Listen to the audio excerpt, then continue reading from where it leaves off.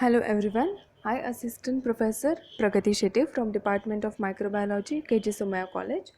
In this online lecture, we will study the bioleaching process, the types of bioleaching process, and the microorganisms which can carry out this bioleaching process. In the last online lectures, we saw about the nanosynthesis and the nanoparticle. We studied the nanotechnology. In this lecture, we will study the bioleaching process. So we will start with the introduction to the bioleaching process.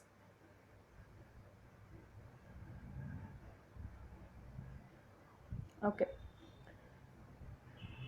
So if we break down these words bio and the leaching, focus on the leaching part. The leaching means the process of the extraction of the particular liquid or extracting a water liquid compound or a metal or a nutrients from the solid source, or we can call it as the metal ore. And this leaching process is very essential, very important process in the metal extraction, in the metallurgical extraction processes. And now bioleaching process, it is the process of leaching takes place with the help of the biological entities. Biological entities such as the microorganisms, the bacteria, the fungi, the archaea. Then this bioleaching process is used widely in the extractive metallurgical process, where the metal ore is treated with a chemical to convert the valuable metal within into the soluble salt, and from this soluble salt we can extract the pure metal and we can separate it from the water. Now successful commercial metal leaching processes has been shown with the gold extraction, copper extraction and the uranium extracting process with the help of the microorganism. Now microorganism can extract metals include the cobalt, nickel, antimony, zinc, lead, gallium, indium, copper, tin, manganese from the sulfur based ores. As we know, the bacteria can reduce the sulfur, right? We have the family of the bacteria called as the sulfate reducing bacteria. This bacteria plays very important role in this process. So metal sulfide, which is principal component in the metal ores, and this metal sulfide is naturally in the insoluble form, which is harmful to the environment and some other factors, right? And if we use the microorganism, if we are inoculating the microorganism in this metal ores, then the sulfate reducing bacteria will oxidizes the sulfide to the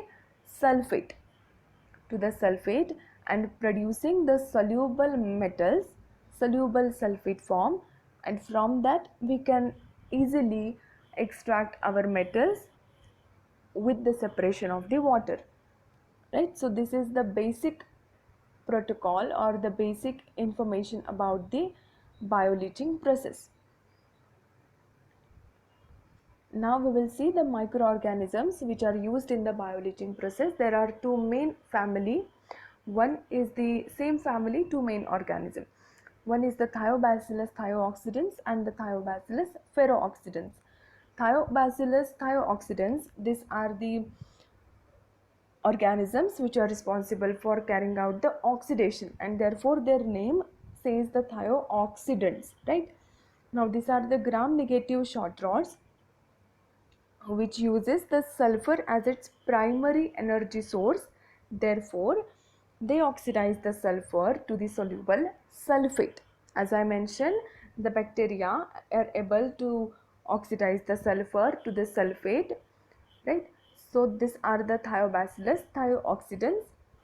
Both the bacteria are always present at the metal ores, in the metal ores, right? The second is the Thiobacillus ferrooxidans. Now as the name says, ferrooxidants, what they will do, they will oxidize the ferrous ions to the ferric ions, and due to this ability for this species, the ferrooxidant species, to withstand very high concentration of the ions.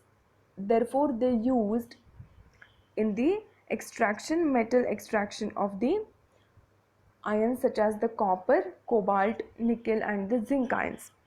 Now there are other bacteria also, other microorganisms also who can carry out this bioleaching process. These are the some examples, namely Bacillus licheniformis, Bacillus polymixa, Bacillus luteus, Bacillus megaterium, Pseudomonas fluorescens, Sulfolobus acidocaldarius, etc. There are also some many more microorganisms which can carry out the bioleaching process. Right, so in this picture you can see there is on the left topmost side there are the minerals which we are used to extract the metals. Now how we are extracting metals? With the inoculating the microbes, and these are the different groups of the microorganisms which will carry out the bioleaching process, and due to the bioleaching we will extract the metals from the mineral ore, right? So next is the bioleaching process. Now we will see how the bioleaching process will take place in the bacteria with the help of the bacteria. So now there are two main mechanisms involved, the direct bacterial leaching and the indirect bacterial leaching. Before going to this, I would like to tell the mechanisms which are involved in the bacteria, right? It means intracellular mechanism, or we can say the things, the conditions which are necessary for a biological entity to carry out the bioleaching process. So what are these conditions? The first, that is there should be single cell organisms such as our bacteria. Second, they should be able to carry out the chemosynthetic metabolism. They should able to derive the carbon dioxide and the oxygen from the atmosphere, and they require the acidic pH. This process is only takes place under the acidic pH conditions. Alright, now we will come to the bioleaching process, that is the direct bioleaching and the indirect bioleaching. Now in this chart there are the certain different types of the organisms, and on that second column there are the type, that is the ferrooxidant acidophilus. Then the metabolism, that how they metabolized the ions, then the optimum pH required for the particular species and optimum temperature, at which temperature they can withstand this process. So next, the direct bacterial leaching. In this process, as the name says, there is a direct contact in between the bacteria and the metal ore, and this process takes place with the help of the enzyme which catalyze this reaction. These enzymes are present in the bacteria.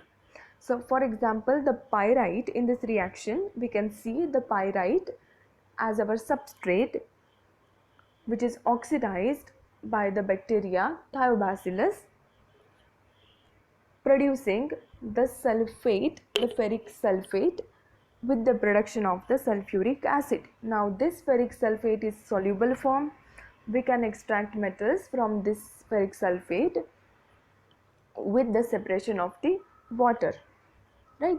And in the second type, that is in the indirect bacterial leaching, there is no direct contact between the bacteria and the metal ores. In this process, the microbes are producing certain leaching agents, and that leaching agents will be responsible for carrying out the, or we can say for oxidizing the metal ores. Now we have three different types of the bioleaching: slope bioleaching, heap bioleaching and the in situ bioleaching. Now we will see this one by one. One is the slope bioleaching.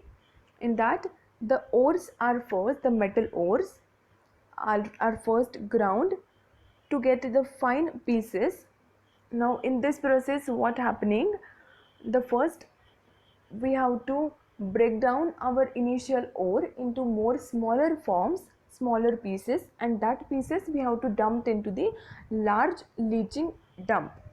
Now once we are transferred this pieces into the large leaching dump, we have to sprinkle the water which is inoculated. Now this is a very important step.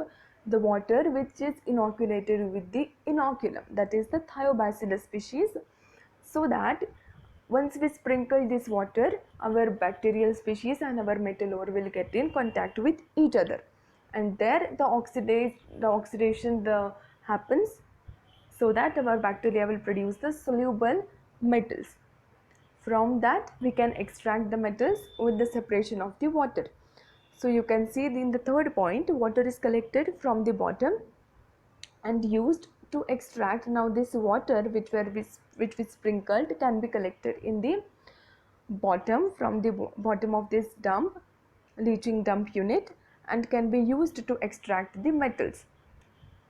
Now as the water contains our microbes, so now extracted waters must be having the soluble metal forms, right, such as the sulfate forms.